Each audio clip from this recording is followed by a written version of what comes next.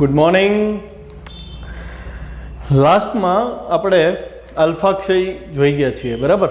આલ્ફાક્ષયમાં આપણે જોયું કે કોઈ પણ એક ન્યુક્લિયસ છે તો એમાંથી એક હિલિયમ ન્યુક્લિયસ દૂર થઈ જાય એટલે આપણને 2He4 કણ તરીકે ઉત્સર્જન મળતું હતું. હવે જે જોવાનું છે એ બીટાક્ષય જોવાનું છે. બીટાક્ષય મુખ્યત્વે બે પ્રકારે જોવા મળે, એક બીટા નેગેટિવ અને એક બીટા પોઝિટિવ. બીટા નેગેટિવ એટલે ઇલેક્ટ્રોન અને બીટા પોઝિટિવ એટલે પોઝિટ્રોન. ઇલેક્ટ્રોન અને પોઝિટ્રોન છે ને બે ખરેખર કહેવાય જોડિયા ભાઈ, કેમ કે બેના દળ સરખા છે પણ બેના વિદ્યુતભાર ઇક્વલ એન્ડ ઓપોઝિટ છે. -1.6 × 10⁻19 ઇલેક્ટ્રોન માટે અને પોઝિટ્રોન માટે +1.6 × 10⁻19 કુલમ. ક્લિયર છે? ચલો, તો હવે બીટાક્ષયનો આજનો જે આપણો ટોપિક છે, ક્વેશ્ચન જોઈ લ્યો. બીટાક્ષય સમજાવો અને ન્યુક્લિયસમાં બીટા કણો ન હોવા છતાં રેડિયો એક્ટિવ ન્યુક્લિયસ બીટા કણોનું ઉત્સર્જન કઈ રીતે કરે છે. ખરેખર બીટા કણો એટલે ઇલેક્ટ્રોન અને પોઝિટ્રોન થાય. તમને એમ કહે છે કે ન્યુક્લિયસમાં નથી ઇલેક્ટ્રોન નથી પોઝિટ્રોન, છતાંય ન્યુક્લિયસમાંથી ઇલેક્ટ્રોન કે પોઝિટ્રોન આવે છે ક્યાંથી એ સમજવાનું છે. પ્લસ અહીં બીટા ક્ષય દરમિયાન રેડિયો ન્યુક્લાઇડ એટલે ન્યુક્લિયસની જ વાત કરી છે કે ન્યુક્લાઇડ કેમ બદલાતા નથી, કેમ એ ન્યુક્લિયસ એમનું એમ રહે છે એ સમજવાનું. તો એના માટે આપણે જે સમીકરણો આલ્ફા બીટા ક્ષય ગેમા ક્ષય આપણે કર્યા હતા એમાં જે સમીકરણ જોયું એને થોડુંક ડિટેલથી જોશું. પહેલાં તો થિયરીના કોન્સેપ્ટ જુઓ. ન્યુક્લિયસ સ્વતઃ પોતાની રીતે ઇલેક્ટ્રોન અથવા પોઝિટ્રોન બીટા નેગેટિવ અને બીટા પોઝિટિવ નું ઉત્સર્જન કરે તે પ્રક્રિયાને બીટાક્ષય કહે છે. આલ્ફાક્ષય બીટાક્ષય એ ચોક્કસ વિભંજન ઉર્જા અને અર્ધ આયુ સાથે થતી સ્વતઃ પ્રક્રિયા છે. મતલબ બીટાક્ષય અને આલ્ફાક્ષય આ બે પ્રક્રિયા અર્ધાયુ સાથે જોડાયેલી છે. વિભંજન ઉર્જા જે Δ_mc² આપણે મેળવી છે ને એની સાથે જોડાયેલી પ્રક્રિયા છે અને તે રેડિયો એક્ટિવ ક્ષયના નિયમનું પાલન કરતી ક્રિયા છે. n = n0 × e⁻ λt ભણ્યા એ નિયમનું પાલન થાય છે આલ્ફા બીટા ક્ષયમાં. બીટા નેગેટિવ ક્ષયમાં ઇલેક્ટ્રોનની સાથે એન્ટી ન્યુટ્રિનો છૂટા પડે. આ તમારે યાદ રાખવું પડશે. જ્યાં ઇલેક્ટ્રોનનું ઉત્સર્જન થાય સાથે એન્ટી ન્યુટ્રિનો હશે. ક્યારે? બીટા નેગેટિવ ક્ષયમાં. અને જો બીટા પોઝિટિવ ક્ષય થાય તો પોઝિટ્રોનની સાથે તમને ન્યુટ્રિનોનું ઉત્સર્જન જોવા મળશે. ઇલેક્ટ્રોન સાથે એન્ટી ન્યુટ્રિનો અને પોઝિટ્રોન સાથે ન્યુટ્રિનો. ન્યુટ્રિનો છે ને ખરેખર ખૂબ ઓછું દળ ધરાવે, ઇલેક્ટ્રોન કરતાં ઓછું દળ છે, મતલબ નેગ્લિજિબલ માસ થયું. એટલે એનું દળ કે એનો વિદ્યુતભાર તો છે નહીં એની પાસે, એટલે દળ કે વિદ્યુતભાર બે નહીં બરાબર છે. હવે આ કણો જે છે ન્યુટ્રિનો જે છે એનું દળે નથી, વિદ્યુતભારે નથી, એટલે બીજા કણો સાથે આંતરક્રિયા જે કરે ને એ અતિશય નબળી ક્રિયા છે. એટલે તમે એની હાજરીને પરખી શકતા નથી, જોઈ નથી શકતા અને માપી નથી શકતા. ન્યુટ્રિનો એન્ટી ન્યુટ્રિનો દ્રવ્યના મોટા જથ્થામાંથી સરળતાથી પાસ થઈ શકે છે. મતલબ કે સૂર્યમાંથી કે કોઈ XYZ તારામાંથી જો ન્યુટ્રિનો કણો પૃથ્વી પર આવતા હોય તો પૃથ્વીની આરપાર નીકળી જશે એની સાથે કોઈ રિએક્શન આપ્યા વગર, એટલા સૂક્ષ્મ લેવલે હોય છે. હવે ક્ષય જોઈ લઈએ આપણે. બીટા નેગેટિવ ક્ષયમાં જનિત ન્યુક્લિયસ આપણે કોને કીધો હતો? તો કે વિભંજન થયા પછીનો જે નવો ન્યુક્લિયસ મળતો હતો ને એ જનિત ન્યુક્લિયસ હતો, ડોટર ન્યુક્લિયસ. તો એ જનિત ન્યુક્લિયસનો પરમાણુ દળાંક એટોમિક વેઇટ અને જનક ન્યુક્લિયસનો પરમાણુ દળાંક એટલે કે પેરેન્ટ ન્યુક્લિયસ જે હતો બેયના એ સમાન રહેશે. વિભંજન પહેલાં અને વિભંજન પછી એટોમિક વેઇટ બદલાતું નથી, એ બદલાશે નહીં. મતલબ પ્રોટોન વત્તા ન્યુટ્રોનનો સરવાળો અચળ રહેશે. બદલાશે શું? બીટા નેગેટિવ ક્ષય છે એટલે કે ન્યુક્લિયસમાંથી ઇલેક્ટ્રોન બહાર નીકળો છોકરાઓ. હવે એક વસ્તુ ક્લિયર છે કે ઇલેક્ટ્રોન બહાર નીકળે તો સામે એક પ્રોટોનનો વધારો થયો હશે, કેમ કે ઇલેક્ટ્રોન પ્રોટોન બે ભેગા થઈને એક ન્યુટ્રોન બનાવે. એ આપણે જોઈએ અહીંયા કેવી રીતે. પરંતુ જનિત ન્યુક્લિયસનો પરમાણુ ક્રમાંક એક ક્રમ વધી જાય છે. જનિત ન્યુક્લિયસ એટલે ડોટર ન્યુક્લિયસ થયો, એનો પરમાણુ ક્રમાંક વધી જાય, ઝેડમાં વધારો થશે. એટોમિક વેઇટ બેના બદલાતા નથી પણ ઝેડ વધી જશે. જો એનું સામાન્ય સમીકરણ આપ્યું છે ZXA. X છે એ જનક ન્યુક્લિયસ છે, એટોમિક વેઇટ છે અને આ એટોમિક નંબર છે. એક્સમાંથી નવો ન્યુક્લિયસ બની ગયો. કેમ? તો કે ખરેખર પ્રક્રિયા એ થાય કે આની અંદર ધારો કે Z પ્રોટોન છે તો સામે N ન્યુટ્રોન હશે ને, એકાદો ન્યુટ્રોન ભંગાણ અનુભવશે, ન્યુટ્રોન તૂટે એમાંથી એક પ્રોટોન બનશે, એક ઇલેક્ટ્રોન બનશે, ઇલેક્ટ્રોન બહાર નીકળો અને પ્રોટોન ન્યુક્લિયસની અંદર જ રહેશે. એટલે જો ઝેડમાંથી એક પ્રોટોન એડ થયો એટલે Z+1 થઈ ગયું, એક ઇલેક્ટ્રોન રિલીઝ થયો અને એક એન્ટી ન્યુટ્રિનો છૂટો પડ્યો. બરાબર. જો અહીં એન્ટી ન્યુટ્રિનોનો સ્પિન ±1/2 છે, દળ કે વિદ્યુતભાર રહિત છે આ કણ. પછી બીટા ક્ષય જોઈ લે, બીટા પોઝિટિવ ક્ષય. બીટા પોઝિટિવ ક્ષયમાં જનિત ન્યુક્લિયસનો પરમાણુ દળાંક જનક ન્યુક્લિયસ જેટલો છે. મતલબ આ પ્રક્રિયામાં પણ એ કેપિટલ બદલાતો નથી. પ્રોટોનની અને ન્યુટ્રોનની સંખ્યાનો સરવાળો અચળ રહેશે. પ્રોટોનની સંખ્યા ભલે બદલાય પણ બેનો સરવાળો જે છે એ બદલાતો નથી. પરંતુ જનિત ન્યુક્લિયસનો પરમાણુ ક્રમાંક એક ક્રમ ઘટે છે. મતલબ એક પ્રોટોન ઘટી ગયો. શું કામ એવું થયું એ સમજીએ.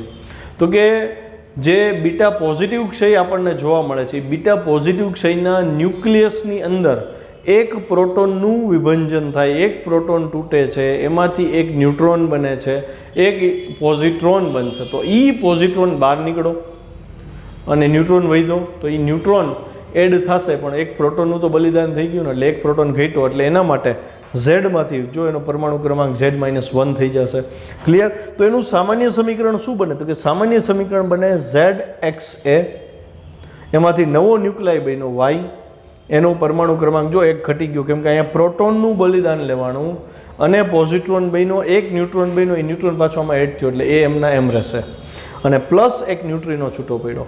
અહીંયા પણ ન્યુટ્રિનોનો સ્પિન આની જેમ જ ±1/2 છે, દળ કે વિદ્યુતભાર રહિત છે.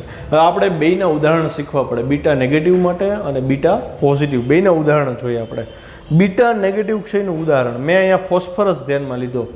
15 ફોસ્ફરસ 32 છે. જોજો આમાંથી હું બીટાને બહાર કાઢું છું, બીટા નેગેટિવને. પહેલાં તમારે આ બહાર કાઢી લેવાનું.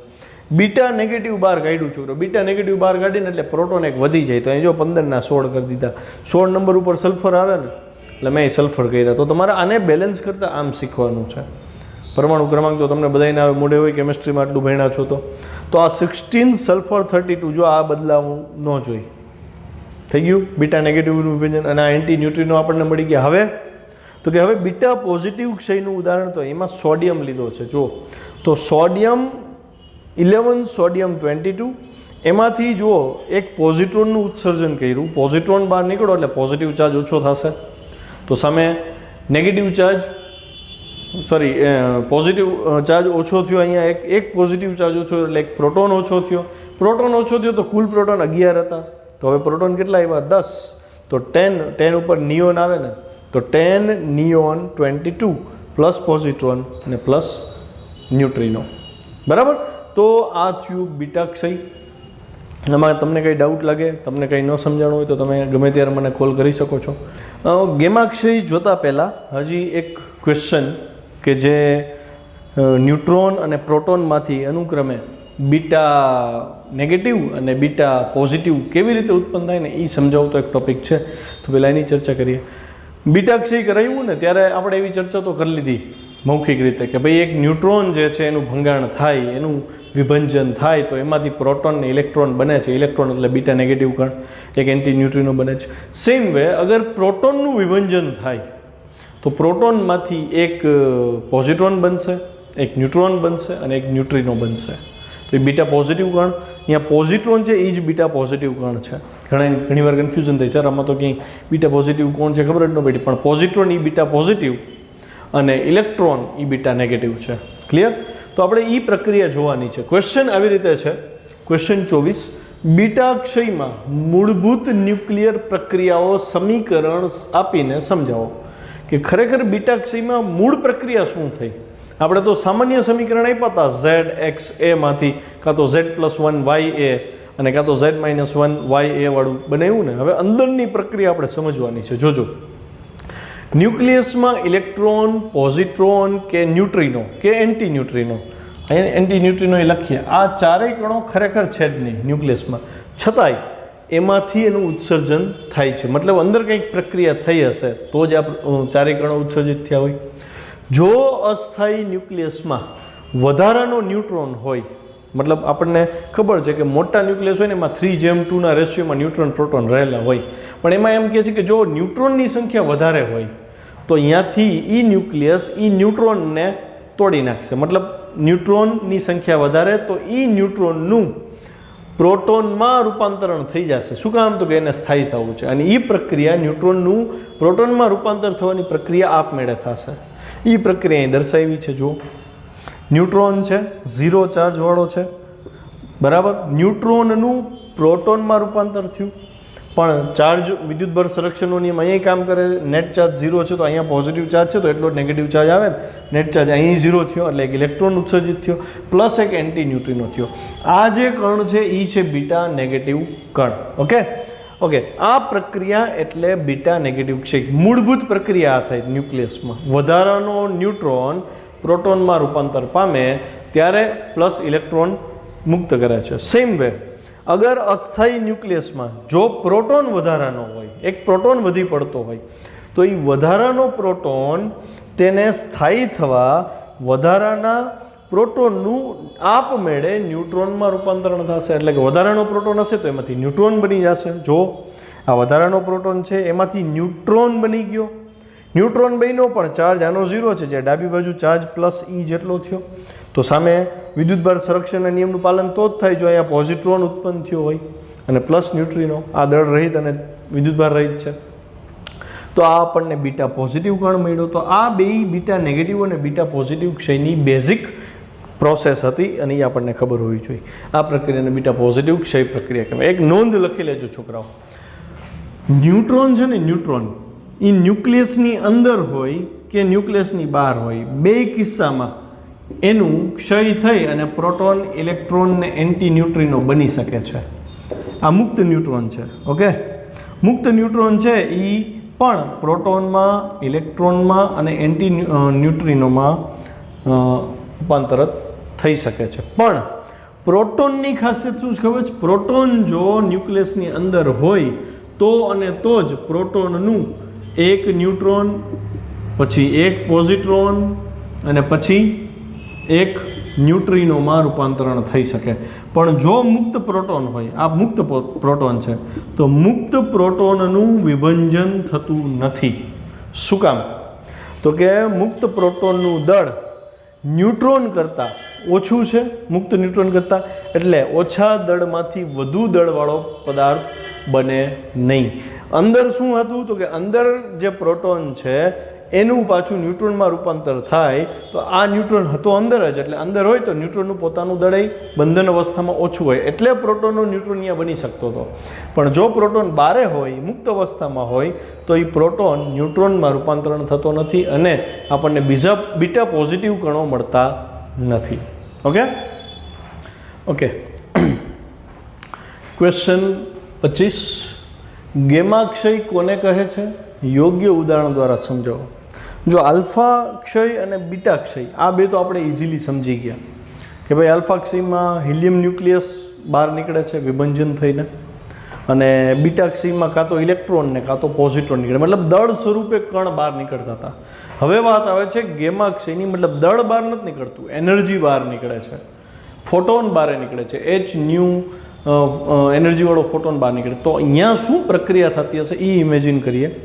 એક સામાન્ય લોજિક લગાવો.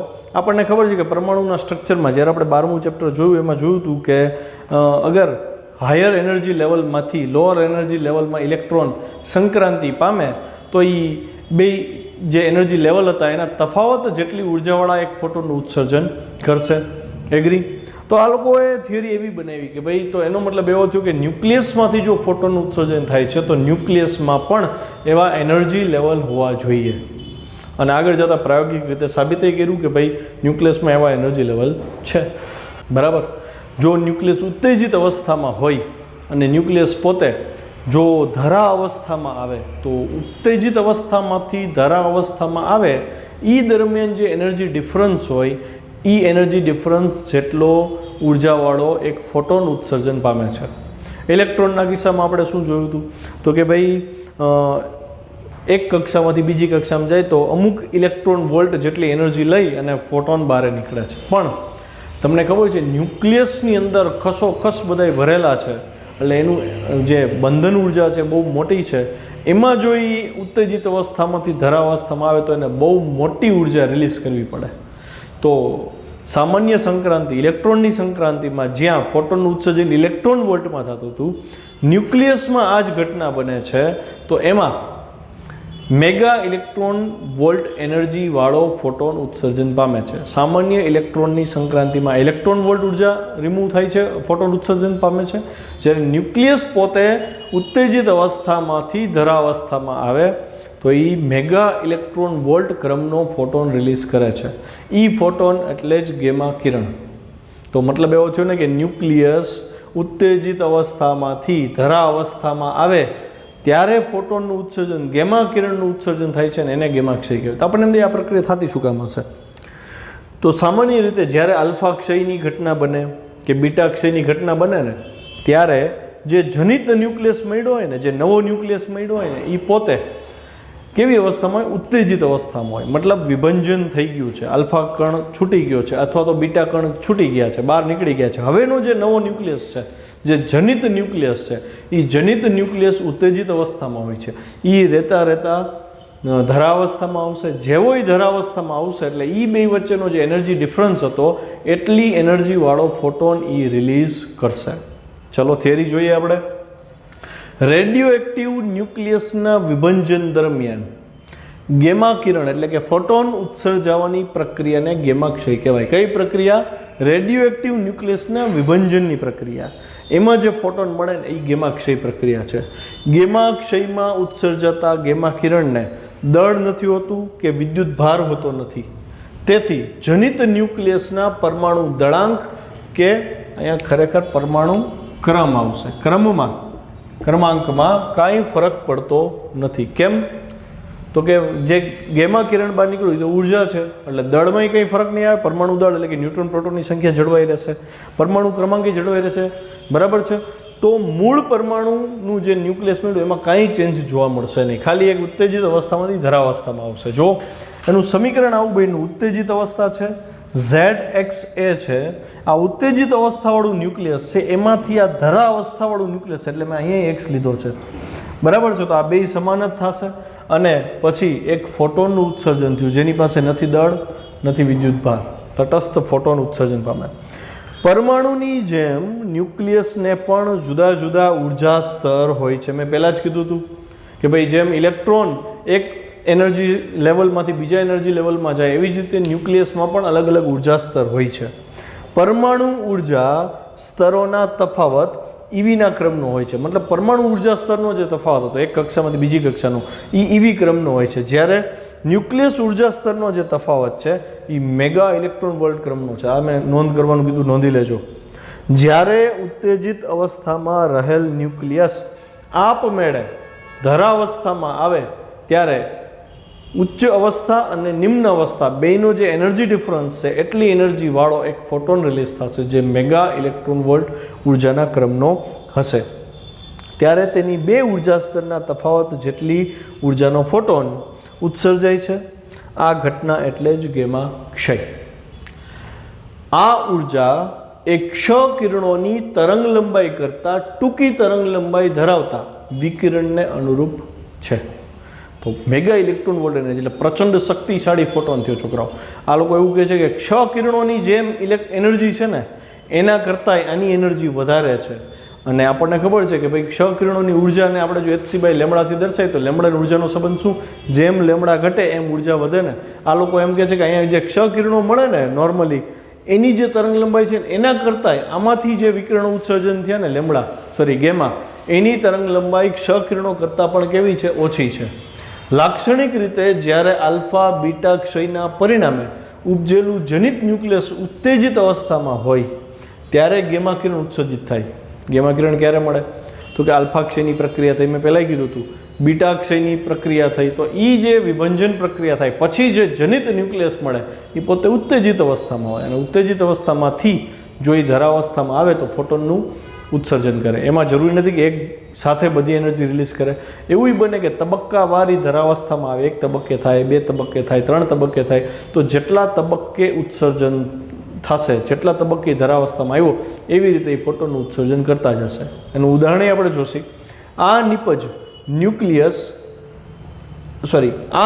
ન્યુક્લિયસ એક ફોટોનના ઉત્સર્જનથી અથવા એક કરતાં વધુ ફોટોનના ક્રમશઃ ઉત્સર્જનથી ધરાવસ્થામાં પાછો આવે, મતલબ સ્ટેપ બાય સ્ટેપ આવે. ઉદાહરણ તરીકે જો એક કોબાલ્ટ છે આપણી પાસે, કોબાલ્ટનું ન્યુક્લિયસ છે 27 કોબાલ્ટ 60, બરાબર. આમાંથી આપણે શું કરવાનું છે તો કે બીટા ક્ષયની પ્રક્રિયાનો અભ્યાસ કરી છે આપણે. બીટા નેગેટિવ ક્ષય થયો, આ કેવો બીટા નેગેટિવ ક્ષય. તો છોકરો બીટા નેગેટિવ ક્ષય થાય એટલે પરમાણુ ક્રમાંકમાં એકનો વધારો થાય, કેમ કે એક ન્યુટ્રોન ભાંગે તો એક ઇલેક્ટ્રોન રિલીઝ થયો, ઇલેક્ટ્રોન રિલીઝ થયો એટલે એક ન્યુટ્રોન તૂટ્યો, ન્યુટ્રોન તૂટ્યો એટલે એક પ્રોટોન વધશે, પ્રોટોન વધશે એટલે 27ની બદલે 28 થશે, 28 એટલે નિકલ થાય. મતલબ કોબાલ્ટમાંથી બીટા નેગેટિવ ક્ષય થયો તો નવું ન્યુક્લિયસ આપણને કયું મળ્યું? 28 નિકલ 60. એટલે આ આપણું નવું ન્યુક્લિયસ છે 28 નિકલ 60, પણ એ પોતે ઉત્તેજિત અવસ્થામાં છે. ઉત્તેજિત અવસ્થાવાળી એનર્જી આ છે, એમાંથી એક ધરાવસ્થામાં નીચે આવ્યું અહીંયા, તો એ અહીંયા આવે ને ત્યારે અહીંથી અહીંયા આવવા દરમિયાન જે એનો એનર્જી ગેપ ડિફરન્સ જે હતો એટલી એનર્જીવાળો ફોટોન, એટલે કે ઈ ગેમા 1.17 મેગા ઇલેક્ટ્રોન વોલ્ટ, આટલી એનર્જીવાળો ફોટોન એને રિલીઝ કરી અને એ થોડોક નીચે આવ્યો. વળી પાછો અહીંથી પાછો નીચે આવીને સંપૂર્ણ ધરાવસ્થા ધારણ કરશે અને 28 નિકલ 60 ધરાવસ્થામાં. તો જો અહીંયા ઈ જ છે, અહીંયા ઈ જ છે, પણ આ ઉત્તેજિત અવસ્થાવાળો હતો, આ ધરાવસ્થાવાળો છે. તો ઉત્તેજિત અવસ્થામાંથી ધરાવસ્થામાં આવે ત્યારે એણે ટોટલ 2 ફોટોનનું ઉત્સર્જન કર્યું. પહેલા ફોટોનની ઉર્જા 1.17 મેગા ઇલેક્ટ્રોન વોલ્ટ, બીજા ફોટોનની ઉર્જા 1.33 મેગા ઇલેક્ટ્રોન વોલ્ટ છે. એનું એક્સપ્લેનેશન એ જુઓ કે ભાઈ આકૃતિમાં 27 કોબાલ્ટ 60 એ બીટા નેગેટિવ ઉત્સર્જન કરી અને 28 નિકલ 60માં રૂપાંતર પામ્યું. ત્યારે 28 નિકલ 60 જે છે ને એ ઉત્તેજિત ન્યુક્લિયસ છે. ઉત્તેજિત છે એટલે એને ધરાવસ્થામાં આવવું પડે ને, જે 2 તબક્કે ધરાવસ્થામાં આવે છે અને 1.17 મેગા ઇલેક્ટ્રોન વોલ્ટ અને 1.33 મેગા ઇલેક્ટ્રોન વોલ્ટ ઉર્જાવાળા ગેમા કિરણો અથવા તો ફોટોને કહી શકો એવા ફોટોનું ઉત્સર્જન કરે છે. ઓકે.